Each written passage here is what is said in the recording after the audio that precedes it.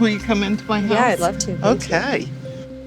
We had 2 hurricanes, Michael in 2018. In 2020, we had Hurricane Sally, and that's when we had sewer water in the house. Did you have to buy all new furniture? Twice. Ginger Nunley's house in Panama City, Florida, has flooded 5 times since she moved in 30 years ago. There used to be cabinets down here, but we found boxes and all work well. So this was all full of water in here? Oh, yeah. Oh, yeah. About up to the bottom part of the stove. Yep. That's pretty high. Yeah, it was about 6 or 7 inches. Wow. So these floods were 2 years ago and you still have boxes everywhere? Right. You looked at the water coming in there and you're just saying to yourself, how am I going to save that? How am I going to take care of that? How am I going to keep that? It was horrifying. Nunley's still surrounded by damage from the last hurricane, but she's given up on trying to fix it. The only interested buyer is the city, which wants to tear down the whole block since it floods so much.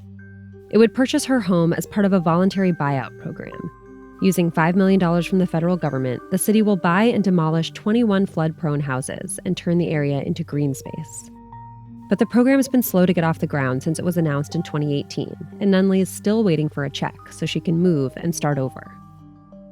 When you look around at your house, what's that like for you every day to be living in this environment? Hell. I used to come home and I had this comfortable chair and I'd walk in the house, put my pocketbook down, sit in the chair, and I would sit here for 5 minutes and say, I love my house. I love my house. I love my house. And now I come in and don't care.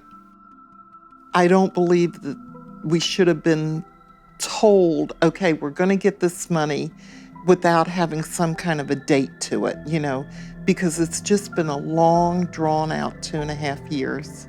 Do you feel stuck? I do. I really feel stuck. These buyouts are a form of managed retreat, a tactic used to move communities away from areas vulnerable to climate change. The programs use federal funds, but are typically channeled through local officials who then have to navigate complex restrictions on how the money can be spent, meaning it can take years from announcement to implementation. When we look across the whole city in totality, this is the neighborhood that floods the most frequently.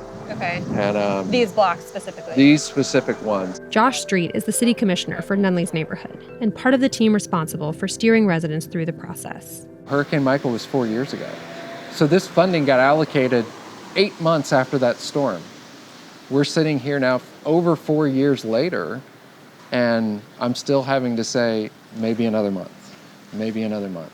Have you let people down by not being able to execute this quickly enough? I carry that weight pretty heavily. The position that I'm in the lowest level of elected office in our country. Now, I love that fact because it is the one that's typically closest to the people.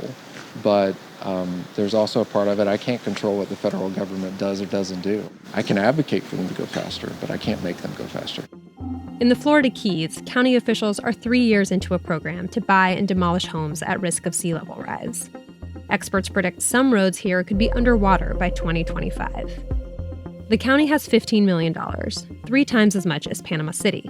But since the houses are much more expensive here, the money doesn't go as far. We're standing on Long Key. We're standing on a piece of property that had a residence that was storm impacted, essentially destroyed by the storm. Cynthia Guerra is the land acquisition manager for this program. While she's trying to pay people to leave, she's watched more and more people try to move in, making it harder for her to complete the buyouts. What is the real estate market like here when you're competing with, private buyers? The market in generally is always going up in the Keys, and then COVID had a very particular impact where a lot of people just wanted to come to the Keys to live. And that drove the prices higher and higher.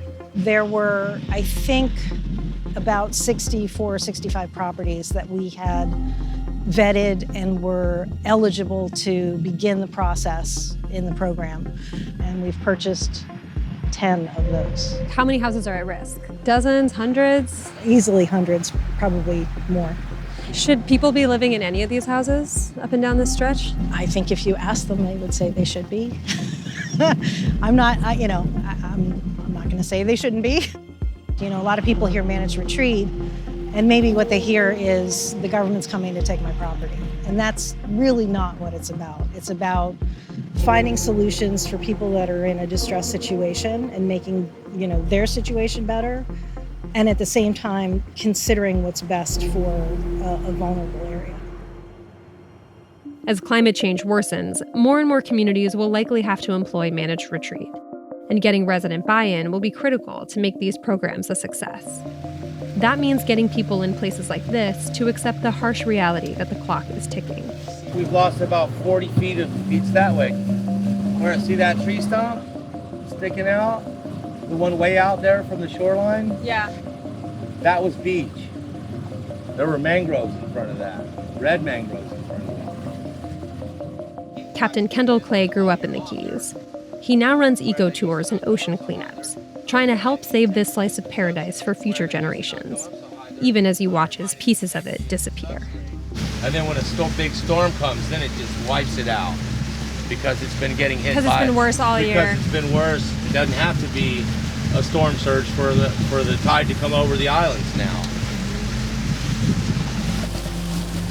If the government came to you and they said, we'll give you enough money to relocate. It doesn't bother me if I had to drive through water or walk through water or swim to my house, whatever. I don't want to leave. I love this. People say, what do you do on your day off? I'm like, are you kidding? I come out here and hang out. Take care of what affords me to be here.